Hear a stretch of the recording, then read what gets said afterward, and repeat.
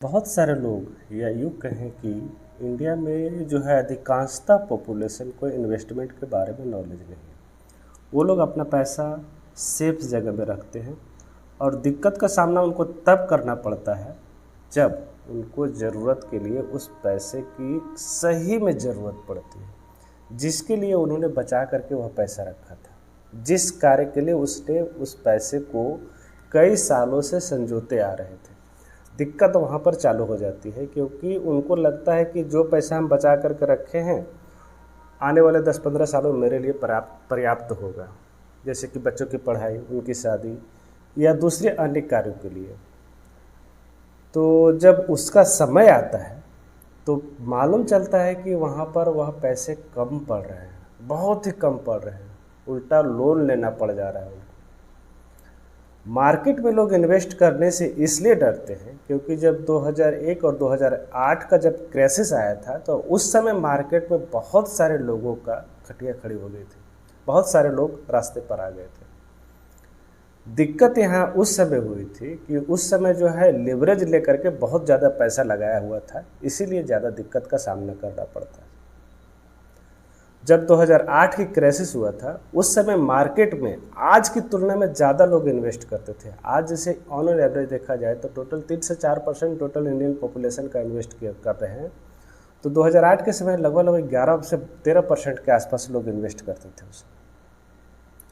तो इन सुनी सुनाई बातों में जब 2008 में मार्केट क्रैश हुआ तो लोग मार्केट से पीछे छुड़ाने लगे, मार्केट से हटने लगे और उसके बाद बहुत सारे लोग जो है मार्केट से निकल करके अपना इन्वेस्टमेंट जो है सेफ जगह पर रखे। तो परिणाम क्या हुआ? परिणाम यही हुआ कि फिर उनको जो है जिस कार्य के लिए वो पैसे रख रहे हैं या बच्चों के बता रहे हैं कि मार्केट में नहीं जाना, नहीं इन्वेस्ट करना है, उनके पैसे नहीं बन रहे हैं और उनको दिक्कत का सामना करना पड़ा।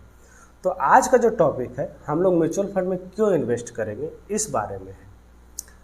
जैसे कि हम देख चुके हैं, जैसे कि हम लोग जानते हैं कि इंडिया का जो इन्फ्लेशन रेट है वह लगभग 6% से 7% है ऑन पेपर, जो हर एक 3 क्वार्टर में डिक्लेयर होता है, हर एक ईयर डिक्लेयर होता है, 6% से 7% के आसपास रहता है। ये तो पेपर पर हो गया, सरकारी आंकड़ा हो गया। एक्चुअल में इन्फ्लेशन देखा जाए तो इससे ज़्यादा होता है। फार्मा सेक्टर में देखें तो वहाँ 14 से 15%, आप एजुकेशन सेक्टर में देखिए वहाँ पर भी लगभग 12 से 15% के आसपास इन्फ्लेशन रेट बढ़ते हुए नजर आएगा। फूड वगैरह सेक्टर में जो खाने पीने की चीज़ें, वहाँ पर हो सकता है 6 से 7% के आसपास रहे, लेकिन फिर भी inflation rate on an average जो होता है सरकारी आंकड़े से ज़्यादा ही बढ़ता है। उसमें अगर आप नौकरी पेशा हैं और आप 30% के टैक्स ब्रैकेट में आते हैं तो आपको इन्वेस्टमेंट पर रिटर्न जनरेट के लिए इन्फ्लेशन को बीट करने के लिए कम से कम 8.57% का रिटर्न बनाना होगा। 8.57% का रिटर्न कम से कम चाहिए। अब आइए हम लोग देखते हैं कि 8.57% रिटर्न कहाँ कहाँ मिलता है। आज के जो इन्वेस्टमेंट ऑप्शन है वहाँ पर देखिए, सबसे पॉपुलर कहीं नहीं पैसा बैंक सेविंग अकाउंट में लाखों रुपये पड़ा हुआ रहता है लोगों को। उसमें कितना रिटर्न मिलता है? अगर आप अच्छे खासे कुछ बैंक में चले जाए, हालांकि इसका बहुत ही कम मात्रा होगा इंडिया में। कुछ बैंक जो है जैसे कोटक बैंक और IDFC फर्स्ट बैंक 7% तक इंटरेस्ट देते हैं सेविंग अकाउंट में, लेकिन बहुत कम लोगों के पास इस तरह के अकाउंट होते हैं। ज़्यादातर SBI, PNB और जो लोकल रीजनल बैंक होते हैं उनमें अकाउंट होते हैं जो कि 2.5% से लेकर के 5% तक का आपका सेविंग अकाउंट पर इंटरेस्ट देते हैं। मोस्टली 2.5 से 3-4% बहुत हो गया। फिक्स डिपॉजिट की बात करें, वहाँ पर 5 से 7% का आपका रिटर्न मिल जाएगा। कॉर्पोरेट बॉन्ड में जाइएगा तो वहाँ पर 7 से 9% तक मिल सकता है। PPF की बात करें जो कि पॉपुलर है, 7.1%। सुकन्या समृद्धि योजना की बात करें, यहाँ पर 7.6%। इंडोमेंट प्लान, जैसे कि आप जो भी पॉलिसी खरीदते हैं एजेंट के जरिए या जो ऑनलाइन खरीदते हैं, इंडोमेंट पॉलिसी जो होती है, मैच्योरिटी प्लान जिसका फिक्स रहता है कि भाई आपको इतने साल में पैसा जमा कीजिए और इतने सालों के बाद आपको फिक्स मैच्योरिटी प्लान मिल के जाएगा। तो उस तरह के प्लान में जो होता है 5 से 7% से ज़्यादा का रिटर्न नहीं मिलता है। VPF में जमा करते हैं, EPF में जमा करते हैं तो वहाँ पर 8.5% के आसपास रिटर्न मिलता है। किसान विकास पत्र में 7.5% और NSE में जमा करते हैं तो वहाँ पर 7.7% का रिटर्न। अभी तक आपने देखा कि जितने भी ट्रेडिशनल प्लान इंडिया में अवेलेबल हैं वहाँ पर जो है आपका जो 8.57% से ज़्यादा का रिटर्न नहीं जनरेट करके दे रहे हैं। तो भाई आपका पैसा जो है कैसे बढ़ेगा, आप इन्फ्लेशन को कैसे मात दे पाएंगे, नहीं दे सकते। कारण आपका पैसा हर एक दिन घट रहा है, बढ़ने के बजाय हर एक दिन घटते जा रहा है। सॉल्यूशन क्या है? सॉल्यूशन तो फिर है आपको वही है, आपको ऐसे जगह पर पैसा इन्वेस्ट करना है जहां पर कि आपको 8.57% से ज़्यादा का रिटर्न मिले, ताकि आप इन्फ्लेशन को बीट कर सके, आने वाले समय में अच्छा रिटर्न बना सके, वेल्थ बना सके। तो उसके लिए देखिए म्यूचुअल फंड सबसे आसान तरीका है। क्यों? क्योंकि अगर आपके पास ज़्यादा पैसा है तो आप हो सकता है कुछ प्रॉपर्टी खरीद सकते हैं, ज़मीन खरीद सकते हैं, तो वहाँ पर आपका पैसा बन सकता है।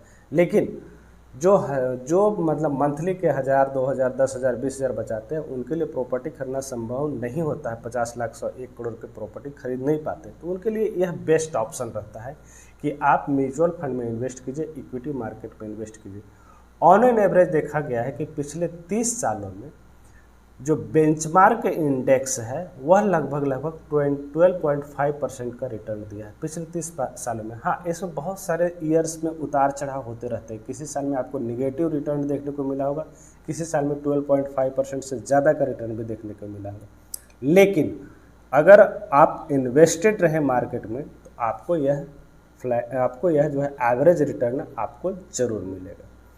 और एक अच्छे म्यूचुअल फंड की बात की जाए तो वहाँ पर लगभग 15% का रिटर्न मिलता है अगर आप अच्छे म्यूचुअल फंड में इन्वेस्ट कर रहे हैं तो।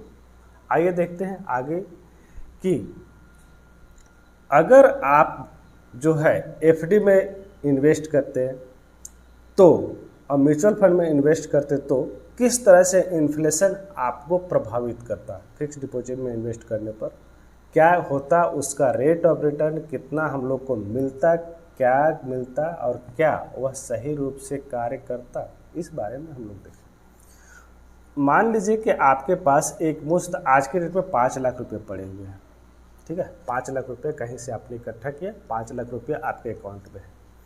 आप इन फ्यूचर सोच रहे हैं कि अपने बेटे की पढ़ाई, बेटी की पढ़ाई, शादी, उनके शादी के लिए कुछ पैसा इकट्ठा करेंगे। तो इसको आप सीधा सीधे बैंक में गए, नियर बाय बैंक में या तो पोस्ट ऑफिस में। ग्रामीण निवेशकों को पोस्ट ऑफिस पे ज़्यादा प्रेफर करते हैं। और बैंक जो है सबसे आसान सा उपाय है, बैंक चले गए, वहाँ पर बैंक मैनेजर को बोले भाई हमको इतना का एफडी करना है। आप जाइए बैंक में, बहुत ही ज़ोरदार तरीके से आपका स्वागत किया जाएगा। इतना बड़ा अमाउंट आप इन्वेस्ट कर रहे हैं तो हाथों हाथ दिया जाएगा, तुरंत आपका इन्वेस्टमेंट बना करके दे दिएगा। 5 लाख का एफडी करके दे देंगे तुरंत लगेज। 5 लाख का इन्वेस्टमेंट करते हैं एफडी में, 15 सालों के लिए बोल दिए, उनको 15 सालों के लिए रखना है। एक्सपेक्टेड रिटर्न वहाँ पर हो सकता है 6-7% के आसपास, 6% मान के चलते हैं। तो क्या होता है यहाँ पर 5 लाख जब इन्वेस्ट किए 6% के अनुसार पर, तो आपको जो है मैच्योरिटी मिलेगा टोटल 11.98 लाख, लगभग 12 लाख मान के चलते इसको, 12 लाख आपका मैच्योरिटी हो गया, ठीक है। अगर आप नौकरी पेशा है, आप उस टैक्स ब्रैकेट में आते हैं 30% के अनुसार, तो आपको पैन कार्ड दिया है तो पैन कार्ड में टैक्स ब्रैकेट के अनुसार से आपका टैक्स डिडक्ट कर लिया जाएगा जब आप निकालेंगे 15 सालों के बाद से। तो नहीं तो सिंपली आपको 20% के अनुसार से डिडक्ट किया जाएगा। यहाँ पर आपका गेन हुआ लगभग 7 लाख। 7 लाख का 20% आपको टैक्स देना पड़ेगा। 30% टैक्स ब्रैकेट में है तो 30% टैक्स देना पड़ सकता है। जोड़ के देखिए कितना टैक्स दे रहे हैं। पैसा आपका और कम हो जा रहा है यहाँ पर टैक्स देने के बाद। 6% के जगह पर आपको इंटरेस्ट मिला, रियल रिटर्न कैलकुलेट करें तो 4.5 से आसपास रहेगा, 4.5% के आसपास ही आपको रिटर्न मिलेगा। तो फिर इन्फ्लेशन कहाँ गया भाई? इन्फ्लेशन को आप कहाँ मात दे पाए? अब देखिए, अब हम लोग एक चीज़ और देखेंगे कि जैसे इन्फ्लेशन की बात कर रहे हैं, तो अगर इसी पैसे को आप 6% के अनुसार से इन्फ्लेशन जो महंगाई भत्ता बढ़ रहा है, 5 लाख के लिए आपको 11.98 लाख उस समय ज़रूरत पड़ सकती है। ये सरकारी आंकड़े के अनुसार से 12 लाख रुपए की ज़रूरत पड़ सकती है आगे आने वाले 15 समय में। एक सरकारी आंकड़ा है, इससे ज़्यादा की ज़रूरत पड़ती है। तो यहीं पर दिक्कत होता है लोगों को कि वह समझते नहीं कि महंगाई नाम की जो चिड़िया है वह आपके पैसों को धीरे धीरे धीरे धीरे करके चुगती रहती है और आपको पता भी नहीं चलता। तो इस महंगाई से निकलने के लिए आपको जो है वैसे फंड में इन्वेस्ट करना होगा जहां पर कि 12 से 15% का इन्वेस्टमेंट का रिटर्न मिल पाए। हम लोग बात कर रहे थे म्यूचुअल फंड की, तो म्यूचुअल फंड में आप देखेंगे तो वहाँ पर जो है ऑन एन एवरेज आपको 15% का रिटर्न आपको आसानी से मिलता है। मान के चलिए यहाँ पर 15% का रिटर्न आपको मिला, तो फिर क्या होगा? लंबे समय बहुत ज़्यादा है, आपको 15% का रिटर्न अगर मिलता है इस म्यूचुअल फंड में इन्वेस्टमेंट के बाद, तो 5 लाख का वही इन्वेस्टमेंट आपका जो है 40 लाख बनता है, जो कि आपके इन्फ्लेशन को आसानी से मात दे सकता है। तो आप म्यूचुअल फंड से डरिए मत, उसमें इन्वेस्ट कीजिए, लंबे समय के लिए इन्वेस्ट कीजिए तो ज़्यादा बेटर रहेगा। हाँ, अब एक आंकड़ा आपको और दिखाते हैं कि भाई ठीक है म्यूचुअल फंड में तो इन्वेस्ट करेंगे, लेकिन क्या यह सही है? आइए देखते हैं। ये देखिए, ये पिछले 10 साल का डाटा लिए हैं। 10 साल का डाटा आप देखेंगे, ये 10 ईयर्स का डाटा है। इसमें इक्विटी स्मॉल कैप, जो कि आज के डेट में बहुत ही प्रचलित है, ऑन एन एवरेज अगर ख़राब से ख़राब इक्विटी का स्मॉल कैप अगर सेलेक्ट किया होता तो वहाँ पर लगभग आपको 21% का रिटर्न मिला होता पिछले 10 सालों में। अगर बढ़िया मिल जाता तो 26% का। मीडियन की बात की जाए तो 17%, 15% से ज़्यादा तो है मिलना ही मिलना है।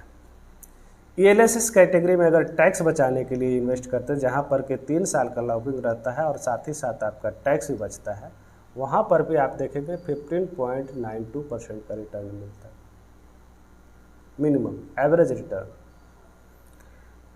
मिड कैप की बात की, मल्टी कैप की बात की जाए तो वहाँ पर 17% का रिटर्न मिलता है पिछले 10 सालों में। उसी तरह से इक्विटी का लार्ज एंड मिड कैप की बात की जाए तो 16.84% का।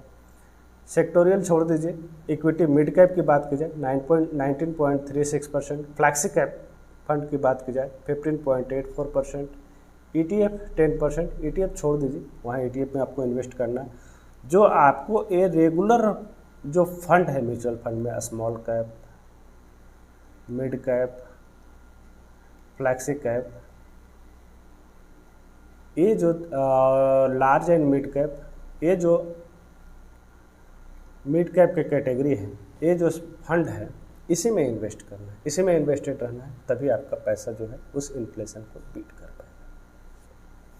अब एक डाटा मैं आपको और दिखाता हूँ कि अगर आप म्यूचुअल फंड में इन्वेस्ट रहते तो स्मॉल कैप कैटेगरी में अगर इन्वेस्ट रहते, जैसे कि quant small cap, Franklin India small, Nippon small cap, बंधन स्मॉल कैप, इस तरह के स्मॉल कैप में अगर आप इन्वेस्टेड रहते पिछले कुछ सालों से, तो आपको कितना रिटर्न मिलता। जैसे हम लोग बताते हैं रूल ऑफ 72, आप जानते हैं कि भाई आपको अगर 6% का रिटर्न मिल रहा है तो आपको पैसे के डबल होने में कम से कम 12 साल लगेगा।